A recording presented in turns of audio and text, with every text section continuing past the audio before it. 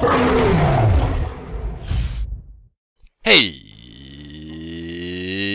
everyone, welcome to the ranked analysis, post-game analysis. Of course, I'm not going to be playing this match. This was my very first ranked match back into ranked after the reset. Now, of course, it does keep in mind what your rating was prior to the reset, so there is a bit of a bell curve there. So if you're toward the center, it puts everyone around 1500. If you're towards the outliers, whether it be low or high, it puts you closer to those ends. So when I came back to this match, I'm going to be matched up here. I'm going to be playing mid with Agni. It looks like I have DJ Pernicus, Shing, Mytheria, and a Harabaz on my team. And of course, Shing playing Fenrir in the jungle is always going to be a big benefit for you, something that makes you very, very happy when you do it. So right off the bat here, let's go and look at this. This is going to be a series where I haven't done it in a while because I haven't played ranked in a while. But what I do is I talk about the things that I do in the match, the decisions I make, why I make them, and my matchups and everything. Basically, my thought process while I'm going through this. And it's a lot easier for me to do it when the match is after the match. I don't have to focus on it. You can see, and I even streamed this, I think. During the stream, I didn't really talk too much. I didn't really say too much. I was kind of just sitting there looking at it, just doing the best that I possibly can to focus on the game and make sure I don't make any mistakes, especially when I'm playing such a high-tier match like this. So right off the bat, I'm playing Agni. Agni's a magical damage dealer. He has a slightly weak lower level unless you expose yourself with your Path of Flames, but in general, he's a very strong mid, and I'm playing him this time. I went for Vampiric Shroud with tier 1 of the shoes, as well as 1 healing potion, 1 mana potion, a very, very strong and safe early combination. Doom Orb is actually quite viable now, especially with half the builds, and right off the bat you can see, looks like Shing got taken out first blood as he tried to invade. These 2 middle camps that, on the sides of the middle lane are very, very valuable. Often you'll see people just not really focus too much on the jungle until they finish off these camps on the side of the middle lane. As we saw there, you saw Odin and myself hang out on the left side, wait for them to go in, and then we went and hand gods them and stole the extra golden experience right off the bat. So here, I'm facing off against Mexican. He's playing Hebo in the middle lane.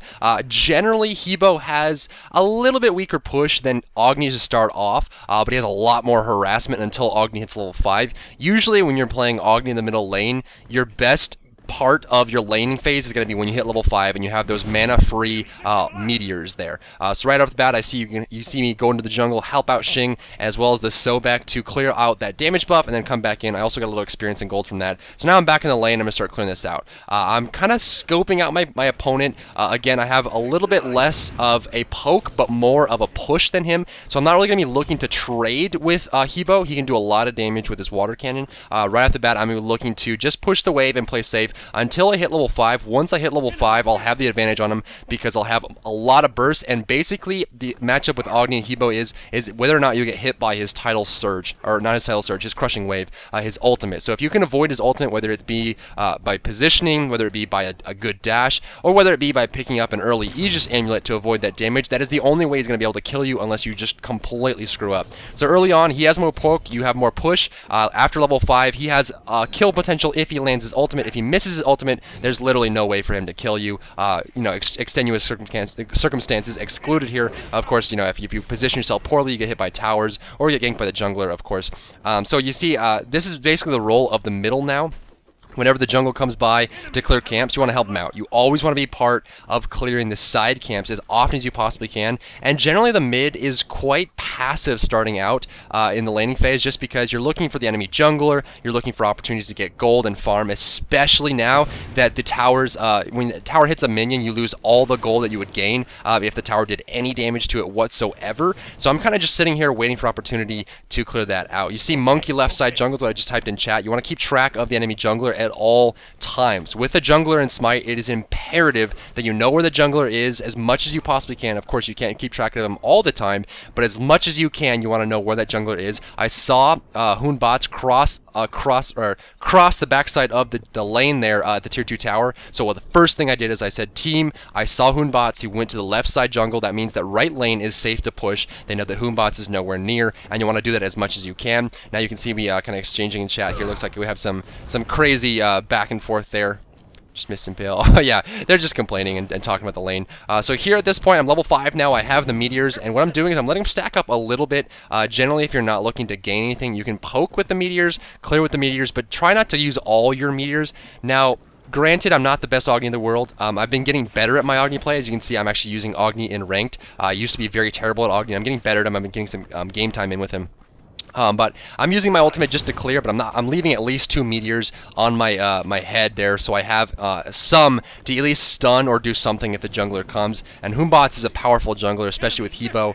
You can throw down his ultimate, force you to fear into the lane, and then Hebo uses his crushing wave to do something. So you see Xing showing up at the side jungle here. I'm going to help him out with a meteor, get some golden experience. You see I saw 210 experience and about 40 gold there just by walking over and helping with a single spell that cost me no mana. So you really need to take advantage of the jungle. Here comes a Hootbot's gank. Hebo is going to probably land his ultimate, and this is exactly what I was talking about. And then I got a clutch double stun with the dash, and then got out safe there, just barely. And the first thing I'm going to do is I'm going to type in chat letting everyone know that Hoonbots and Hebo ultimates are down in case something happens soon.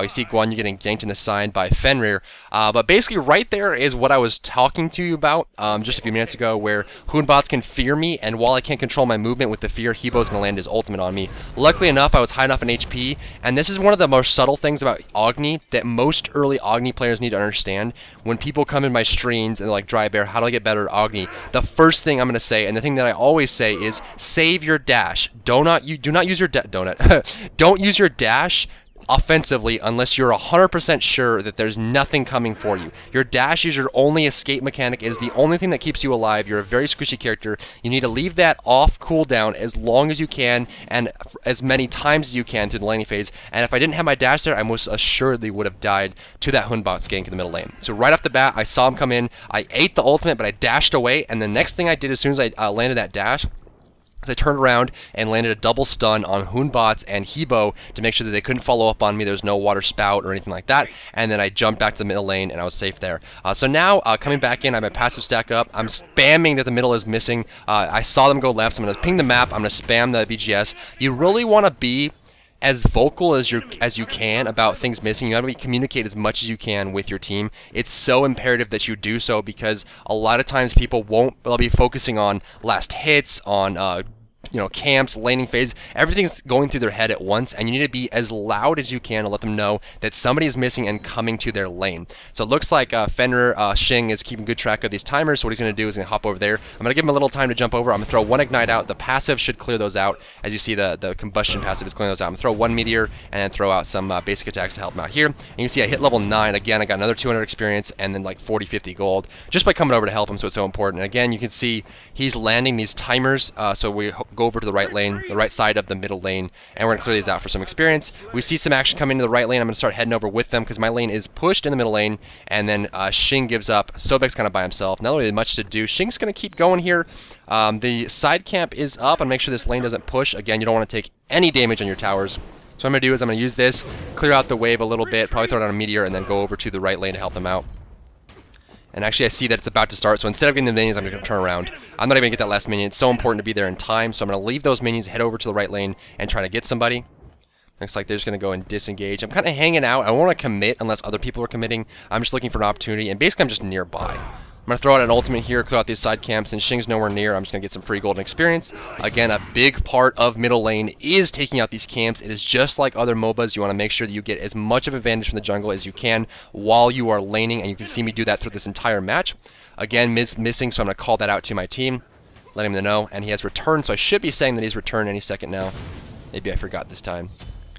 I guess I forgot this time, but generally you want to say mid's returning. They can see it on the map. You want to help them out. I'm going to throw out a meteor over the wall to help them here. You can see I get a bunch of experience in gold. I got 32 gold and 150 experience just by coming over, shooting a free meteor over the wall to help them out there. The medium camp should be spawning any second now, and Fenrir's going to come over and help me with that, and that's just more and more farming. And this is how the middle goes. I mean, this is a pretty standard middle lane at high tier play. You'll see this in tournaments. You'll see this all the time. You basically sit in the lane, be very aware of what's happening, what's going on, focus on the missings, where the enemy jungler is, and just leverage the medium camps in the middle lane as much as you can and help with buffs to get as much farm and experience as you can to go into the middle game. And that's how middle is played. Throw out a flame wave to clear that out. There's nothing to be farmed here. You can see that none of the camps are available. I just pushed the lane, and I don't know where Hoonbots is, and let alone I don't know where one of the characters in the right lane is.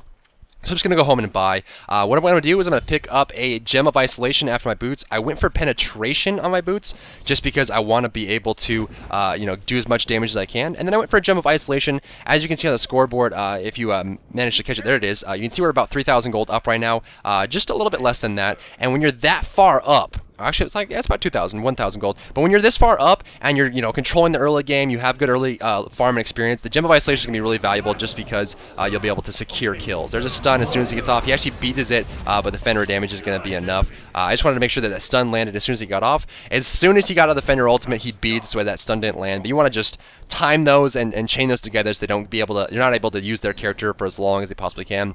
I'm going to be able to clear out this jungle camp here with Fenrir. Fenrir's checking for Hoon bots, making sure he's not coming around, and he's not. So we're going to clear this out here. But yeah, I'm basically picking up a Gem of Isolation this time around this early so that I have, the kill securing. We have the early game locked in. We're leading a little bit. We have map control. We have the jungle under control. Our jungler is really farmed. I'm really farmed. Our ranged physical carry is doing well. Our solo lane is doing well. Our support is warding the map. We're in a good spot. And so instead of going, for damage items that may make me vulnerable, I'm going to go for a Gem of Isolation, which gives me HP, some more mana, and also the ability to slow people, especially with the Noxious Fumes. It allows us to secure more kills, and that gets us more of a lead. We see them fighting on the Hoon bots here. I'm just going to go ahead and disengage. Doesn't look like they want to commit to that too hard. I also picked up a tier 1 Aegis Amulet. As I mentioned earlier, it's very important for me to avoid the burst damage on the Hebo ultimate, and that is going to allow me to get those kills. Hebo's going to wander over while I'm looking at Hoon bots and splash me a little bit. That's so rude. I want to go back up here. Looks like Fenrir's going to take out the damage buff. Again, I'm going to come over and help him. There is a clear, see all the free experience and gold that I got from that. Literally no cost to the jungler. He loses a little bit of experience, but he loses no gold with the Booma's Mask, so there's no loss to him while he's doing that. So right lane looks like we might have an opportunity for a gank. I'm going to back off a bit. It doesn't look like that opportunity is going to pan out. So I'm going to make sure the tower takes no damage in the middle lane. I'm going to flame wave this, as I mentioned, and I'll probably mention it a few times in this video. The tower, if they do damage to minions, you will get 0 gold for those minions, so it's even more important nowadays to make sure that the towers do not do anything to the minions. You don't even go near the tower, because you will lose that gold if the tower does anything to it.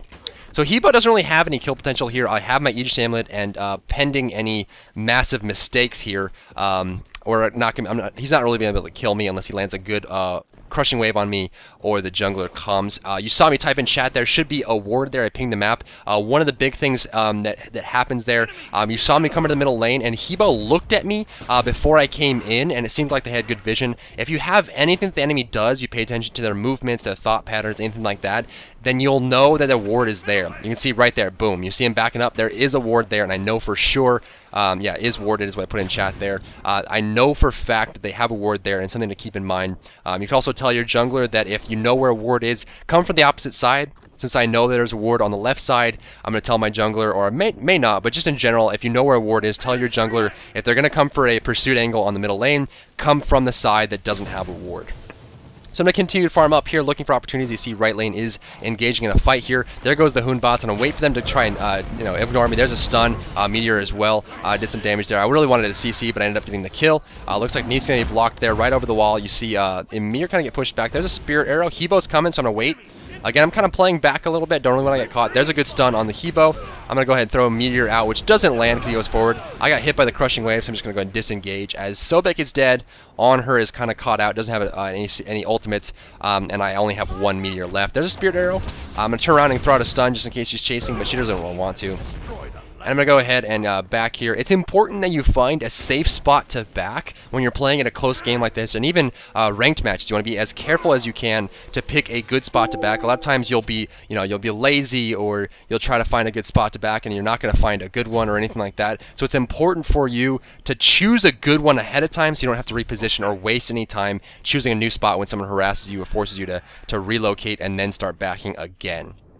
So at this point, I finished off my Gem of Isolation. I have just the Aegis Amulet at this point, kind of looking around. At the enemy team, I don't really have a need to pick up any specific active item. I don't really need beads. I don't really need anything else. So I might just go for like a sprint or a blink this game. We'll see what we went for. I don't really remember what my second active item was. I picked up a little bit of consumables to keep myself alive longer. And at this point, we're doing good. We're ahead in gold. We're ahead in experience. We have good map control. We have good vision. So I'm just going to keep doing what I've been doing the entire time. There's no reason for me to get aggressive. Fenrir jumps on the Hebo, picks him up. I'm going to go out for a stun. Unfortunately, he missed that. There's this flame wave, and he's walked through my path again to avoid my meteor. You can see by the positioning of my path of flames there that either he walks into the path of flames or he walks into the meteor. Either way, he's going to die. There's a brutalize. He's just going to go ahead and disengage. I'm going to throw out a meteor probably. Yeah, there's a meteor to harass him and clear out the range minions. There's a flame wave. Clear those out as well. Here comes Guan Yu, so I want to be careful at this point. And you can see I'm still keeping my Path of Flames up in case I need to back off. Of course, you saw earlier I used the Path of Flames on the Hebo. I knew the Guan Yu was left lane. I knew Emir and the Neith were right lane. And Hunbots was the only one missing, so I wasn't really too worried about that. So I go ahead and throw down the dash on the Hebo. But then, again, you want to keep it up as long as you can and often as you can to defend yourself. It's literally your only escape, and it's your main reason why Agni is so hard to gank is the minor stun, but also the path.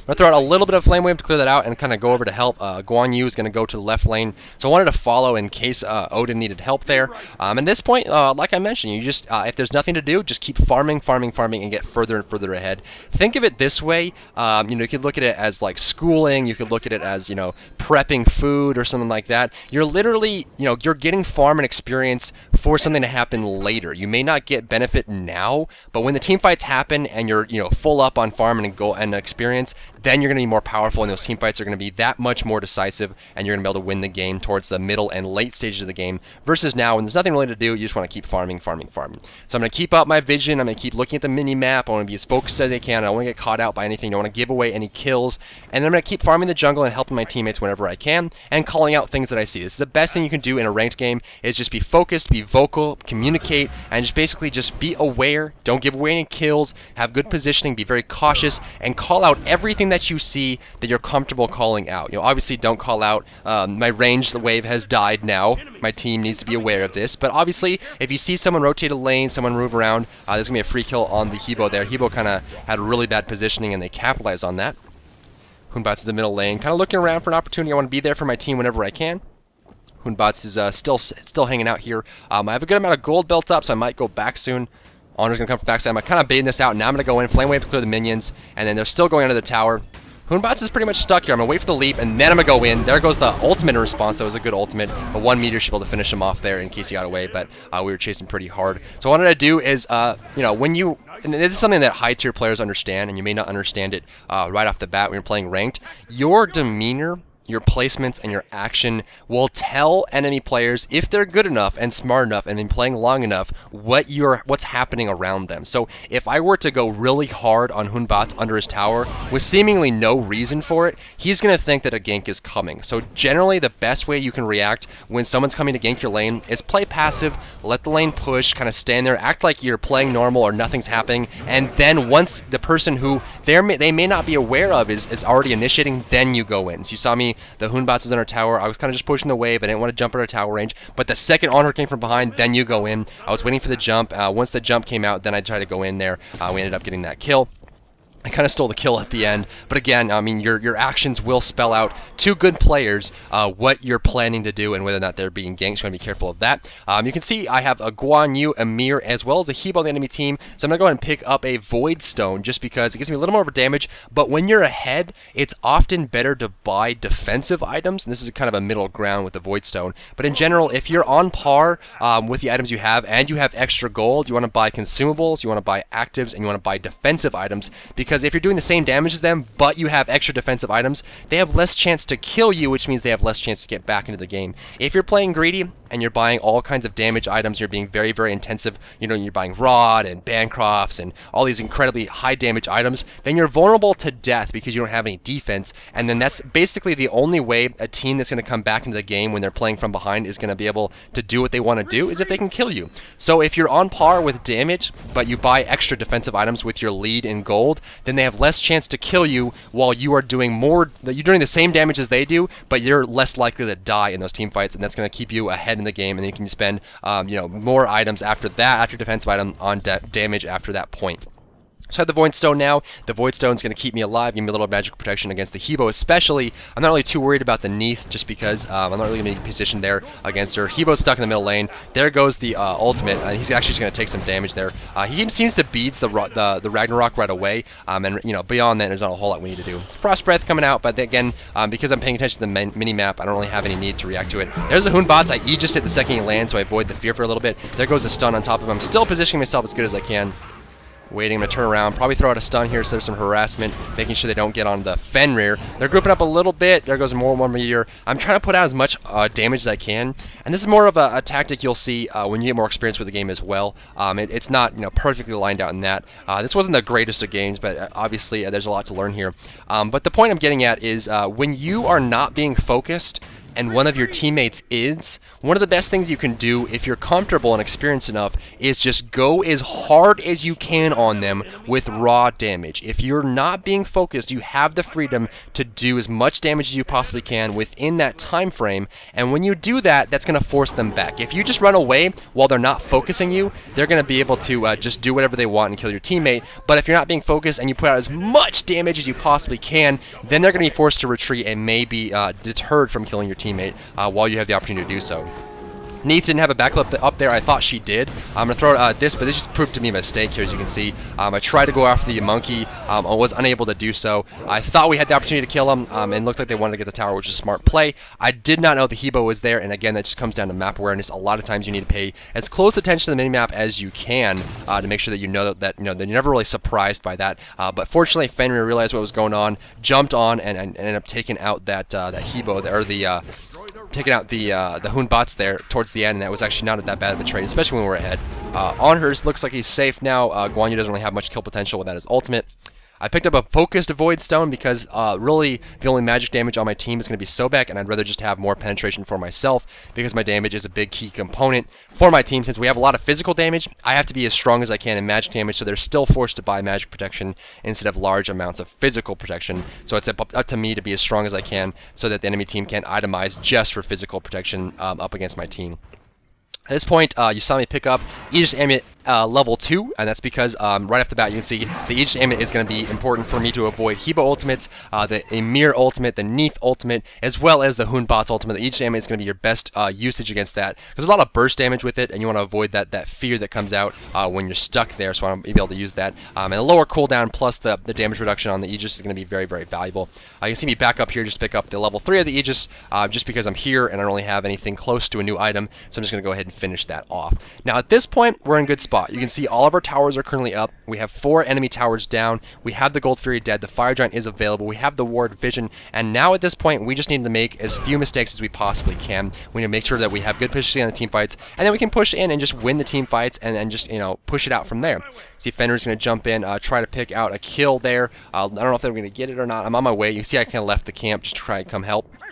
Looks like he ends up getting away there. Not the biggest deal. I'm gonna throw down a ward right there. Looks like wards is already up there, and again, buying wards for your team is very, very important. If you're not looking to buy a ton of wards, you generally want to buy the longer wards and put them in weird spots, so you'll still have some vision, and it's up to the support to be able to counter ward on the enemy team. But of course, everyone should be contributing to wards. Wards are cheap in this game. They don't take up a slot for any items, so you should be buying wards all game long as often as you can to help out your team. Looks like we're going to go to the Gold Fury, and Odin actually made a really good play here. He actually used his spears to block off anyone. As you can see, the spears goes down. Now they can't contribute to the Gold Fury, and we're just going to be able to take this for free. That's going to put more experience and gold on our favor and push us further ahead. Honor looks like he might get caught over there on the left side. He's going to pop his ultimate and wait as long as I can. Once the Gold Fury gets low enough, I'm going to wait for this Emir ultimate to pop. Once it pops, there I go. Boom. As soon as the Emir ultimate is down, I'm going to throw down my meteors, make sure I just hard burst DPS towards the end of the Gold Fury, make sure they can't steal it. There's a stun, and that's going to guarantee the kill. Emir's here, and I don't know if he's going to be able to get away from this. Doesn't look like he will. There's a charge spray, so I'm going to go through his basic attacks there. Gunner's Mite's going to slow him down. Hoonbot's ultimate, as soon as I saw Hoonbots join the fight, you saw me back off into the lane there. I didn't want to caught by any AoE. This is basically how you play physical carries or mages. You basically kind of float on the outside until the big AoEs are done, and then you join in and help out. There's going to land on top, a free stun. There's a flame wave. I'm waiting for it to backflip away. Unfortunately, oh, that does land. I don't have a meteor available. I don't know if he has anything to get her here. I make a mistake, I think, here. Yeah, I blink forward right into the Emir, and I realize my mistake, and I back off. I throw out the Noxious Fumes. I throw out some damage there. There's Fenrir jumping in. The shell gets popped, and we don't really have any kill potential here. No actives are available. Well, I have my Aegis Amulet, but I mean no ultimates are available. We don't have any opportunity to get a kill, so we're just going to go ahead and back off here. No reason to stick around. We're ahead. not looking to waste anything. We're 13-5, and this is basically how you want to play it when you're ahead. Don't give away anything. If you take it slow, you take it focused, you take it intelligently, and you don't give anything away, it's very easy for you to win the game because you're not allowing them any room to capitalize on your mistakes and get back into the game. So don't play greedy when you're ahead, just play passive. Take the advantages when you need them, and when you have that lead, they're never going to be able to get back into the game because you're never giving them any opportunities to do so. So you see me pick up level 2 with the blink. I have everything I need at this point. I just want to get the combat blink so I can position myself back to the point I was just talking about. If I have combat blink, level 3 Aegis, and you know, good defenses, I'll be able to avoid any ganks they have on me and not give anything away. Be able to take this camp here. I want him to get that because I want the movement speed as well as the cooldown. I have no CDR on any of my items, so I want to be able to get some CDR for my meteors as well as my other abilities. It's going to be most effective on the meteors, though, just because those are 20-second recharge times, and any kind of percentage-based CDR on long cooldowns is going to be the most beneficial thing you can have. I'm going to throw a ward down there. You saw me check the scoreboard before I put that down just to make sure that Sobek didn't have one in his inventory, just to make sure that I don't double ward at the same time that he does. It's not really my main job, but of course it's always good for everyone in the game to contribute to warding. Odin just wants to go in. Looks like he's going to taunt. Being all BM. I'm going to throw out a free stun there, get some damage out. You see he doesn't do a whole lot to Guan Yu. I'm going to hold on to my meteors. Guan Yu's going to buck, and you see me back off a bit. I had not really room for me to go in this. The AoE's coming in. They kind of got caught by positioning there. There's a good stun. I'm going to ignore Guan Yu and Amir at this point just because there's not really much for me to do. Looks like Hoonbot's got picked off. Fenrir's in the backside. He's going to slow me, but again, I'm completely ignoring the tanks. This is how you want a team fight. I throw down a Noxious Fumes just in case Neith wanted to keep running. Throw that down there.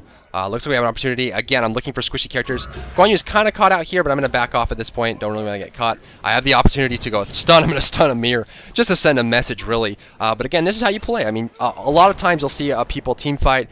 You'll see people come into the game as this guy kind of just BMs me a little bit and just kind of abuses the fact, and what I really need to do is I need to stream with a delay on because I get stuff like this happening all the time when I stream ranked games. But basically, what you want to do is you want to avoid the tanks as much as you can. This is something that newer players may not understand or may not realize right away. There's going to be brawlers and tanks in your face. Their job is to pull your attention away from the squishies and hold down the front line. They don't do a whole lot. They zone you, but their damage isn't the greatest. And what you want to do as much as you can is kind of float out on the outside, wait for the AoEs to be done, and then look for an opportunity to come in and kill the main targets, being ranged physical carries or mages. That's going to be your main focus of every team fight, and you need to be patient and focused, and as soon as you get the opportunity to kill them off, you will, just because you want to make sure that, you know, the tanks don't zone you out. So in that last team fight, you saw Amir and Guan Yu do the best they can to hold my attention, and I just didn't care. I wasn't going to pay any attention to them. I had no intention of fighting them. It would take too much of my damage and CDs to be able to kill off a tank, and I'd rather just wait until a carry comes in and burst them down, and that goes all their team fight damage. So you see him grouping up in the middle lane here. The Fire Giant is available, which we will be looking to pick that up. I got the Combat Blink, and since we're getting close to ending this game, I have my actives finished off. I am not really going for my next item. I just want lots of wards. We need good vision, and then we can come back into this game, and we'll be able to do a lot with it. Looks like Amir just got picked off there in the middle lane. We're doing quite well. Looks like there is a sick niche strike. We're going to push this lane up towards the enemy tower. Now I'm going to wait for a flank. You can see I'm looking at the minimap. Well, you can't see it, but I'm looking at the minimap right now to make sure that no one's going to come from behind us. We have good vision on either side. I'm going to throw out some wards here, I believe. I should be. My intuition tells me that's what I would do in this situation. I would just put wards on either side so we know any rotations coming from right or left lane. Looks like I'm not doing it. Maybe I wasn't paying attention. Probably going to look for a stun opportunity here. Again, waiting for a squishy to come out. Guan Yu's going to initiate. There's nothing I can do about that. I try to get some harassment off on the Hoon bots. Again, this is just poor positioning from my team, just diving under Phoenixes and not really grouping up. Still holding my cooldowns, waiting for opportunity. I'm going to throw out one meteor there, trying to deter them from going into my team.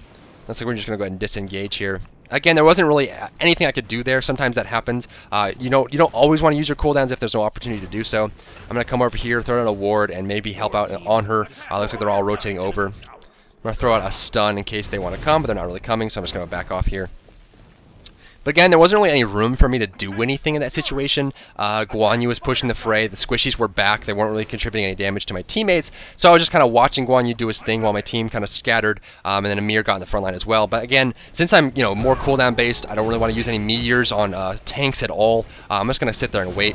One mistake I made here, I believe, is I stood too long in the flames and took too much damage from the Fire Giant. You can see we're kind of focusing the Fire Giant while Fenrir does this thing. Our tanks hold the front line. We want to make sure this gets Fire Giant. It's quite low. See, I'm about half HP now. I drop even lower, I think, from the flames. Yeah, I'm about to 1/3 HP just from the fire giant. But our point here is to take out this fire giant. And I think they actually steal it. Yeah, it looks like they went in hand of gods, the fire giant. They stole it away. Guan Yu's going to initiate on me. I'm just going to back off there, make sure they don't get any damage on me. Impale comes out. There's Desert Fury. Looks like they're going to take out the Neath. Hoonbots is dead. And we're winning this team fight. I didn't really have to do much, too much here. 1 meteor on the Guan Yu. I'm going to throw out, go this way in case he goes back, but he doesn't. He runs in a really weird direction. He's going to run towards me. I'm going to dash and kind of eat some damage over time effects on him. And he's going to be finished off here. I still have 2 meteors available. I'm waiting for a squishy or opportunity to use my meteors, but it doesn't look like one's going to come. They actually stole the fire giant. We backed off a little bit too soon there. I wanted to commit as hard as I could, but I didn't really have enough to finish them off, and my HP was low. I didn't want to get picked off by an assassin, and looks like they got the fire giant. That's going to slow this game down a bit, but again, we're in such a good position, we may not need anything up until this point to be able to hold down the rest of the game. Drybutt told me to hog too early. False. I wasn't even talking to him. This is what happens when I stream. Oh, God. I need to put a delay up, because people can't snipe me. DJ Pern having some tough times here. So I'm going to pick up the rod here. It's going to be my biggest damage boost as far as a single item goes. So I want to pick that up as soon as I can. And then I'll be able to just have a large increase in damage and then try to secure this game. Since they got the fire giant, but we have all our towers up, there's not really anything they can do. They have more teamfight potential, but we're so far ahead at this point. You look at the top of the screen, we're up by a great deal of gold. Plus we're 18-5. We're in a good spot. So gold 3 is up. We're going to make sure that they don't get this either. That would be a good job for us to be able to make sure that they don't have any gold or experience to get back into this game. There goes some meteors, get some golden experience from that. Damage buff's going to go to the Sobek on her. I say LOL on her. So angry about that right now. Gold 3 getting started here. They're too far away. We have good vision. Again, I bought some more wards. Going to put those down. There's a flame wave, some meteors. Make sure we secure this. Hand of the Gods comes out. And we're good to go. Alright, so we're in a good spot. We're going to start pushing up, and again, the next team fight, if we can wipe a next team fight without losing too much, we'll be okay. There goes a Fenrir ultimate. It gets beads right away by the Neath. Guan Yu responds. I'm checking behind in case there's a Hebo or anything. We're 4v2 on these two people right now, so I want to make sure that there's not really anyone else coming. There's a Hoonbot's ultimate, and with good spears from the Odin to be able to pick off the Neath. We need to be a little bit careful here. There's the Hebo ultimate. Fenrir's getting really low. I'm going to focus the Hebo now. You see all my focus is on the Hebo as much as I possibly can. Throw out a meteor on the Guan Yu. Missed that on the Hebo as he backed off. I have no cooldowns available. Nothing is available besides my Noxious Fumes. Nothing I can do. I'm still looking for opportunity. Hoonbot joins the fight, so I'm going to back off just a bit. Again, now my Path of Flames is up. Now my Flame was up, and I have 1 meteor. Just came off cooldown, so I don't really have anything else to contribute to that. And that's really just poor positioning. It's something that happens all the time. Sometimes when you're ahead, you get a little too greedy. So we kind of jumped in, and we didn't really have enough. I'm going to throw miss a stun there. There's the Hoonbot. Some Path of Flames are on top of him. Should be able to meteor this one. I have nothing off cooldown. I'm going to blink over the wall. I might actually... This is really greedy, but I want to make sure I get this. The slow from the Noxious Fumes and a Flame Wave over the wall. And there's the kill. Guan Yu's here, so I want to back off as soon as I can. There's Hebo. I'm in trouble. I'm going to back off. There's the Guan Yu. I'm going to use each damage, but I probably will die here. Hebo's ultimate on cooldown, but they have a lot of damage here. And that's going to be it for me. But I traded myself for the Hoonbots. It wasn't the worst thing in the world. We had a bad team fight anyway. But I just, I wanted to get that Hoonbots. I didn't think Hebo was going to get back in time. He went back to the base, healed, and came back out. But really what that was is just poor positioning from us. We committed really hard. We actually used, I think, Odin ultimate, we used a Sobek ultimate, and then we used a Fenrir ultimate to take out the Neath, and then we all were trapped in the Odin ultimate, and we got flanked from behind, and they had a lot of CC and potential. Plus they had Fire Giant, so I mean they had the opportunity to do a lot with that team fight, and we just got a little too greedy. That's what happens, you see that I had no cooldowns. My 2, 3, and 4 were all on cooldowns, something I can do. And I was really looking for opportunities to help or control the team fight or put bursts on the right characters when the opportunity arose. You saw when we had Guan Yu and Neath 4v2, instead of trying to go for the Neath, who was a little bit out of my range, I was looking around for anyone to flank. And if I could prevent someone like Hoonbots or Amir, if I could stun them out before they get a good initiation on my team, it would be good for me to be able to do so, just because it'll prevent them from being able to counter initiate on us and get a good start on their team fight version. So I kind of looked for Hebo, looked for Hoonbots, didn't find either of them until Hoonbots jumped over the wall and popped his ultimate. But it just comes down to the fact that we needed a little bit better initiation on that, and they had Fire Giant, which was a big downer. So we're going to head out here. Fire Giant will be respawning soon, so that's going to be our main prerogative, is make sure that Fire Giant is taken and basically just push it in for the win. We still have a great deal of gold distance between the two teams here, 20-8. We're doing an excellent job of keeping this up. And basically, if they don't get the next Fire Giant, there's nothing they can do to win, unless we have some bad initiations here. So you see they're kind of forcing the fight here, 5v4. I'm going to make my best I can to get over here. But they take out the Hebo, which is a great pick. Just good positioning. This is a better team fight for them. A wall comes out from them. I'm going to throw out some meteors over the wall. There's some damage output there. Humbats is behind me, so I want to make sure I get this out. Damage over time effect, and he's going to die over the wall. Basically just looking for an opportunity to kill off carries or mages. That's my main focus. Hebo, Neith, and Humbats are the kills I want. I'm not even going to be able to try and contribute to the tanks, just because they have a lot of magic protection, and it's going to take me too much to pick them off here. You can see while they're fighting, I'm going for Neith. Neith is now going to be zoned out. Should backflip away, land in a meteor. I have one more. I'm going to throw it out. It is not Aegis Amulet, which is good. Noxious Fume is going to slow her down. I have a Flame Wave. There goes the Flame Wave. Damage over time should be able to finish her off there, and it will. So my passive, I made sure to throw out some basic attacks in between. I'm going to get a stun off there on them and try and back off. We got the Fire Giant in the process. And again, you can see my focus is just basically on Aegis Amulet there. It's actually going to avoid all 3 hits, actually, which is good. Emir's going to come. Look for an opportunity to go. I'm just going to go ahead and go home. But again, this is basically how you play a mage or a carry. You want to focus on waiting until a carry or a mage on the enemy team shows themselves and then burst them down and zone them out. You saw Emir and also Guan Yu going after my tank, and I paid them no mind. I literally had no focus on them. When they join the fight, I go around them, I ignore them, I do the best that I can to make sure that they don't draw any focus away from their carries when I'm trying to kill them. And that's how you play. A lot of times you'll see mages or carries on your team. They'll focus tanks, and tanks are always going to be in your face no matter what. And just ignoring them is the best thing you can do. Ignoring them and going around them and killing the main targets is going to be the biggest contributing factor to the team fight. DG Pernicus is going to give me this damage buff here. So now I have damage buff, I have some good penetration, I'm about to finish this rod, and I also have Fire Giant. But we're in a good spot to push this in for the win. My Comet Blink's coming off cooldown. I have 2 meteors, a 3rd meteor about to come off cooldown as well, and this team fight is looking good for us. And since the enemy team doesn't have Fire Giant this time, they don't really have the same potential that they did before. They won that team fight about 10 minutes ago because they had Fire Giant, but at this time they don't, and we do, which means they don't really have an opportunity to kill us off here. There it goes, a War on the Gold Fury. We're going to group up here, and again, I want to make sure I focus on the squishies. There goes a Meteor on the backside, the Flame Wave as well, and a basic attack's going to finish him off. Humbats is in the fight. I'm going to back off a bit when he goes after me. As soon as he disengages, I'm going to come back in. I don't want to be committed on too hard. Once I go overhand, I'm going to go for a stun here on the Humbats. He's going to jump over the wall, so what I'm going to do is follow him. I'm going to go around. I think they turn around again, so I'm kind of running back and forth. Fenrir gets out there, which is good. A good Odin ultimate will keep him alive. Looks like Sobek ultimately will finish him off there. And now it's just a mirror. Still waiting. Looks like an opportunity here. And Sobek does a weird thing. Goes for a charge play while the meteors come out. And all that damage gets missed. We should be able to finish this kill off here. But again, that was a good team fight, and they're actually going to surrender. So a good job there from my team, good positioning. And since they didn't have Fire Giant, there really wasn't anything they could do to win that game. At that point, we were so far ahead, we were in good position. And hopefully this game, as a starter of me returning to ranked analysis, hopefully this pans out how the new meta is played, and how you're supposed to play certain roles, especially the mid lane. And I'll try to do one of each role as I rotate through these ranked analysis. But right there, the main talking points for the mid lane: play passive. Be careful and wary of rotations from enemy junglers or the enemy mid. Make sure you leverage on those side camps. That is going to be the biggest point I can give you. Make sure you're farming those side camps as often as you can and helping your jungler with clearing camps, because not only does it speed up his clear, but it gives you free gold and experience. Never turn down free gold and experience. It's going to benefit you so much, and basically that's the main focus of the early laning phase. Going into the mid game, if there's nothing to do and no ganks to be had, just keep farming. And you saw towards the end of the game, we had so much gold that they couldn't really keep up with us. Look for objectives.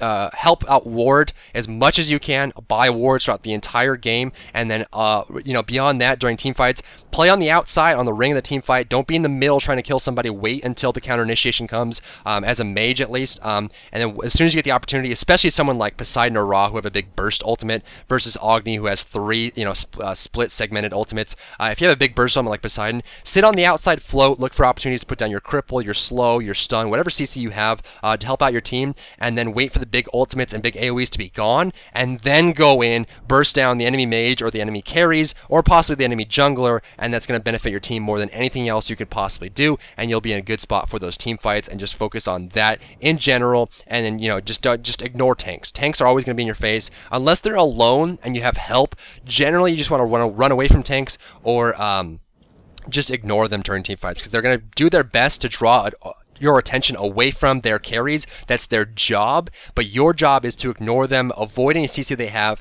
and get around them to attack the enemy mages and carries, and that's going to help you in the team fights overall. But if there's anything you'd like to see from these commentaries, these post commentaries for ranked, or you'd like to see more ranked, I'm going to keep doing this.